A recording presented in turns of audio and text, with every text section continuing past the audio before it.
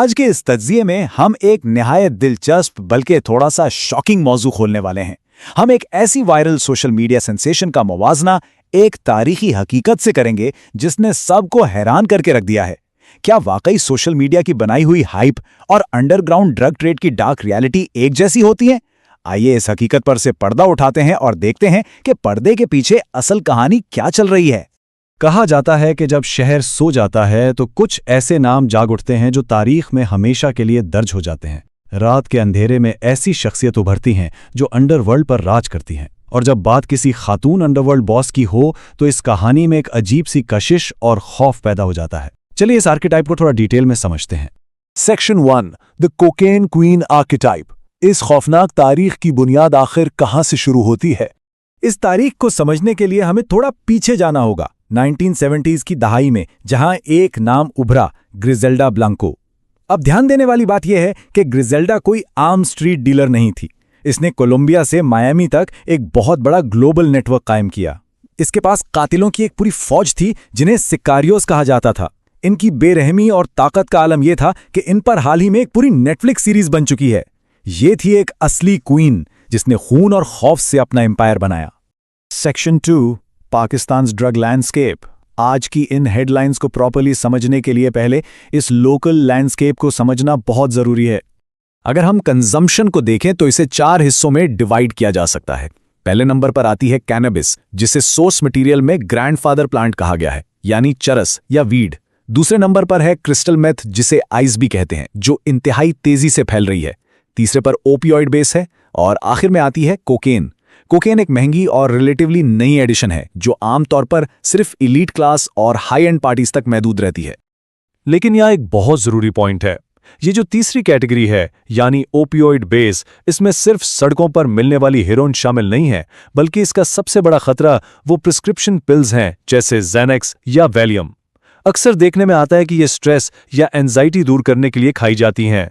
ये दिखने में बिल्कुल कानूनी दवाएं लगती हैं, लेकिन दरअसल ये हमारे घरों में एक खामोश और गहरी एडिक्शन को जन्म दे रही हैं।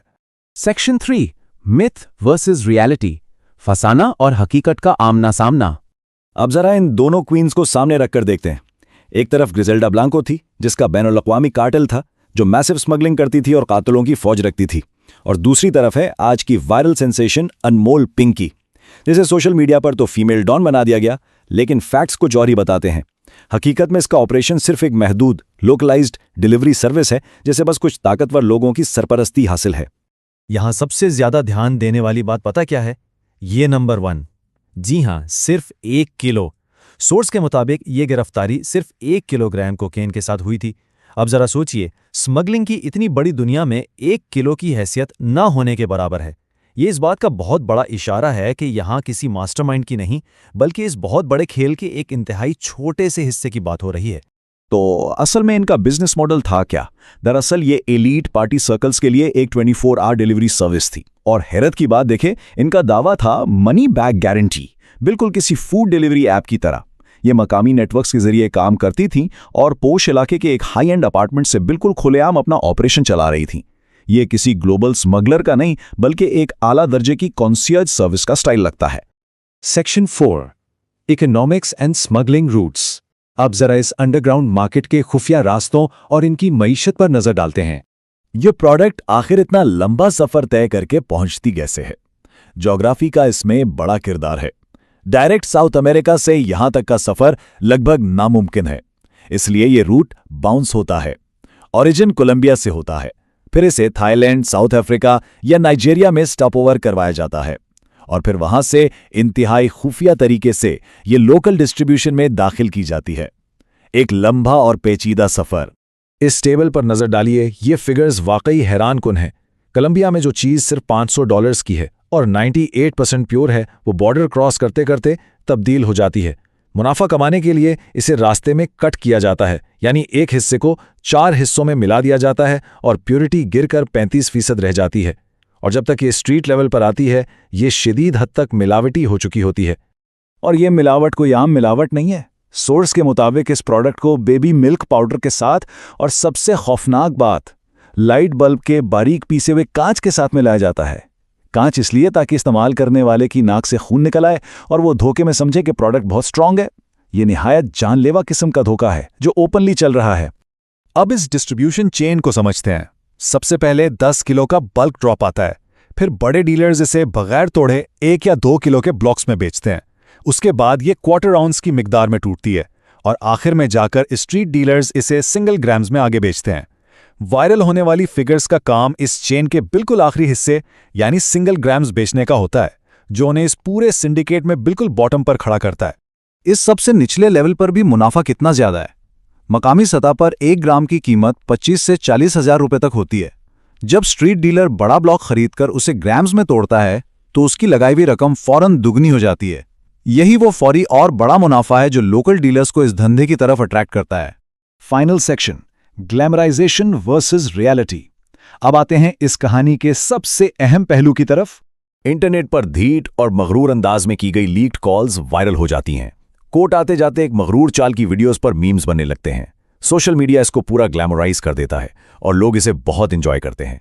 लेकिन इस मीम कल्चर में हम नशे की आदत और इसकी संगीन हकीकत को टोटली इग्नोर कर देते हैं, क्योंकि अगर इस हाइप से बाहर निकलकर हकीकत देखें तो वो बहुत डार्क है।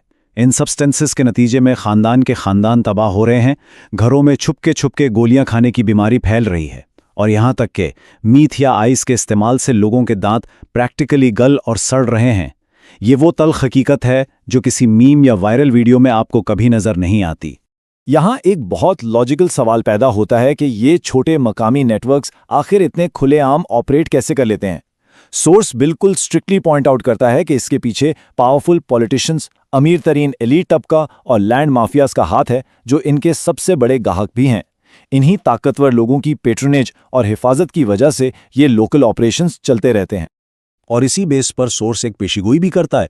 वो ये कि ऐसे केसेस में एंड में चार्जेस को आहिस्ता आहिस्ता कम कर दिया जाता है और जेल टाइम घटा दिया जाता है। इसकी अकेली वजह यह होती है कि उन ताकतवर और असर और रसूख वाले ग्राहकों के नाम कहीं सामने ना आ सकें।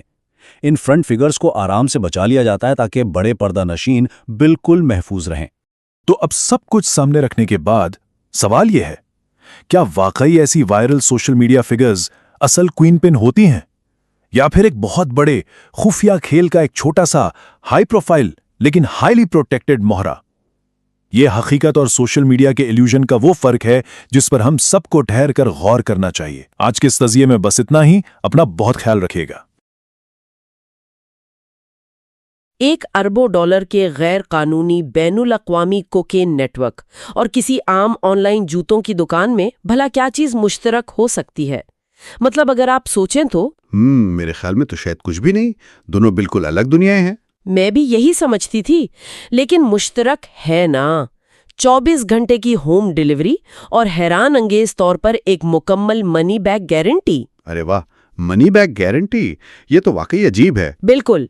और आज की इस तफसीली निशस्त में हम इंटरनेट पर वायरल होने वाले एक ऐसे ही ट्रेंड को डीकोड करने जा रहे हैं जिसने जराइम की दुनिया को किसी सस्ती हॉलीवुड फिल्म में बदल दिया है। जी, मैं समझ गया आप किस तरफ इशारा करी हैं। वो जो मुवाजना चल रहा है आजकल। बिल्कुल वही मुवाजना जिसमें पाकिस्तान के अंडरवर्ल्ड से उभरने वाली एक मकामी डीलर अनमोल पिंकी को सीधा कोलंबिया की खूनी और बेरहम ड्रग लॉर्ड ग्रिसेल्डा ब्लांका के हम पल्ला खड़ा कर दिया गया है, जो कि अगर हकीकत में देखा जाए तो एक बहुत ही बेतुका मुवाजना है ना?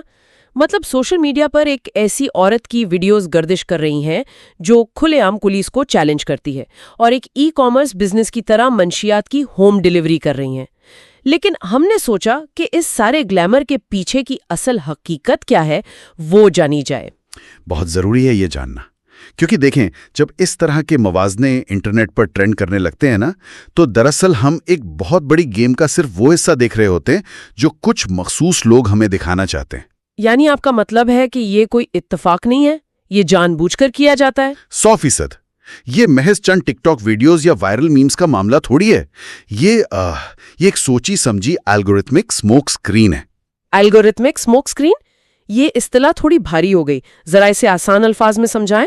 हाँ, मतलब जब कोई खातून ड्रग डीलर इस तरह अचानक सामने आती है तो माशरे के लिए उसका शॉक वैल्यू इतना ज्यादा होता है कि हर कोई बस उसी के बारे में बात करने लगता है। ओ सही, मतलब लोगों की तवज्जो भटकाने के लिए। बिल्कुल। कोई भी इसके पीछे छुपे इस वसी, पेचीदा और अरबों डॉलर के सप्लाई चेन पर बात ही नहीं करता। हमारा दिमाग इस सुस्त ड्रामे में उलझ जाता है और जो असल कार्टेल है वो खामोशी से अपना काम करता रहता है। ये तो वाकई एक आंखें खोल देने वाली बात है। तो इसका मतलब है कि हम इस नाम नेहाद क्वीन के किरदार पर बात करने से पहले जरा इसकी सल्तनत का ज्योग्राफिया समझ लें। जी, ये जानना बहुत जरूरी है कि ये पूरा इकोसिस्टम या ये मार्केट काम कैसे कर रही है। तो मैं जब रिसर्च पढ़ रही थी तो हमारे जराये के मुताबिक अगर हम इस पूरी ड्रग मार्केट को एक मल्टीनेशनल कॉर्पोरेट कंपनी समझ लें तो इसके मुख्तलिफ दर्जे हैं। एक कॉर्पोरेट मॉडल की तरह। बिल्कुल। हाँ ना। और इस कंपनी में जो सबसे निचली सतह की जॉब है यानी एंट्री लेवल, वो कैनाबिस है, यानी चर्स, वीड, शटर, ग्लास और वैक्स। इसे तमाम मंशियात का दादा कहा जाता है। सही कहा आपने। ये एक तरह से इस इंडस्ट्री का वो दरवाजा है जहां से उमूमन लोग दाखिल होते हैं, और फिर इस कॉर्पोरेट सीढ़ी पर जो दूसरा दर्जा है वो मिडिल मैनेजमेंट का है, जिसको हम क्रिस्टल मेथ या आइस कहते हैं। बिल्कुल, क्रिस्टल मेथ या आइस। ये पाकिस्तान में इस्तेमाल होने वाला दूसरा सबसे बड़ा और खतरनाक केमिकल है, और इसकी लत का अंदाजा इस बात से लगाया जा सकता है कि ये सीधा इंसान के आसाबी निज़ाम पर हमला करती है। मैंने पढ़ा कि इसका सबसे नुमाया असर जिस्मानी खराबी है, खासतौर पर दांतों का गिरना। मतलब ऐसा क्या होता है इस केमिकल में? देखें, ये कोई आम कैविटी या कीड़ा लगना नहीं है। होता यह है कि इस केमिकल की वजह से मुंह के अंदर लुआब यानी सलाइवा बनना बंद हो जाता है। ओह, तो मुंह बिल्कुल खुश्क हो जाता है। जी, और फिर वो तेजाबी केमिकल्स दांतों की जड़ों को अंदर ही अंदर से खोखला कर देते हैं, दांत गलने लगते हैं, और ये ड्रग मार्केट का वो हिस्सा है जो सबसे ज्यादा तेजी से फैल रहा है। वो क्यों? क्योंकि इसकी केमिकल मैन्युफैक्चरिंग मकामी तौर पर मुमकिन है। इसे कहीं बाहर से इंपोर्ट करने की जरूरत नहीं पड़ती, छोटी सी लैबोरेटरी में बन जाता है। अरे बाप रे। अच्छा रुको, यहाँ एक और चीज़ है जिसने मुझे रिसर्च पढ़ते हुए सबसे ज़्यादा हैरान किया। हम सभी को लगता है कि मंशियात का मतलब सिर्फ कोई पाउडर या धुआं है ना? आम तासुर तो यही है। लेकिन इस नामनहाद कंपनी का तीसरा और सबसे खामोश डिपार्टमेंट तो वो है जो आम मेडिकल स्टोर्स पर बिक रहा है, मतलब ओपियोइड्स और गोलियां। हाँ, फार्मास्यूटिकल ड्रग्स, ये बहुत बड़ा मसला है। ज़ैनिक्स और वेलियम जैसी दवाइयाँ जिन्हें लोग महज दबाव कम करने या नींद के लिए इस्तेमाल करते हैं, रिसर्च बताती है कि उनकी बेस दरअसल हीरोइन है। क्या वाकई लोगों को मालूम है कि वो मेडिकल पैकेजिंग पर भरोसा करके क्या खरीद रहे हैं? सच्ची बात बताऊं, लोगों को इसका बिल्कुल अंदाजा नहीं होता। लेकिन क्यों? मतलब कोई तो पूछता होगा ना। बात दरअसल ये है कि जब कोई चीज किसी साफ सुथरी लेबोरेटरी में बनकर एक प्रोफेशनल पैकिंग और डॉक्टर के नुस्खे के साथ आती है तो उसका वो सड़क छाप तशक्कुस खत्म हो जाता है। हाँ, वो एक दवाई बन जाती है इलाज के लिए। बिल्कुल। लोग केमिकल फॉर्मुलेशन थोड़ी पढ़ते हैं, उन्हें बस एक फौरी रिलीफ चाहिए होता है, और ये दवाइयां दिमाग के उन्हीं रिसेप्टर्स पर जाकर काम करती हैं जिन्हें हेरोइन मुतहर्रिक करती है। तो एक तरह से ये कानूनी खोल में लिपटा हुआ हीरोइन का बिजनेस है। 100%। और जब ये गोलियां काम करना छोड़ देती हैं ना, तो इंसान जिस्मानी तौर पर इस केमिकल का इस कदर मोहताज हो चुका होता है कि उसे फिर हैवी डोज चाहिए होती हैं। ये लत लगाने का एक कानूनी निज़ाम है। बहुत ही खौफनाक है ये सब। लेकिन चलें, अब आते हैं इस कंपनी के सबसे ऊपरी हिस्से की तरफ, सीईओ का पुरताइश दफ्तर, यानी कोकेन। जी, कोकेन। ये अशराफिया, सियासतदानों, मीडिया पर्सनालिटीज और ताकतवर लोगों की वो मखसूस पार्टी ड्रग है जिसके गिर्द ये सारी अनमोल पिंकी और ग्रेसिल्डा की कहानियां घूमती हैं। बिल्कुल, ये हाई सोसाइटी का स्टेटस सिंबल बन चुकी है। का सफर, हमारे यहाँ बराह-रास्त तो कोई फ्लाइट भी नहीं आती, तो ये अरबों का माल इतनी सख्त सिक्योरिटी क्रॉस करके हमारी गली कूचों तक पहुंच कैसे जाता है? ये बहुत ही दिलचस्प सवाल है। देखें, ये कोई सीधा सीधा इंपोर्ट एक्सपोर्ट का काम तो है नहीं। कोकेन की पैदावार बुनियादी तौर पर जनूबी अमेरिका में होती है, खासतौर पर कोलंबिया और पेरू में। जी, वो तो हमने नार्कोस जैसी सीरीज में भी देखा है। हाँ बिल्कुल। तो वहां से पाकिस्तान तक उसे पहुंचाने के लिए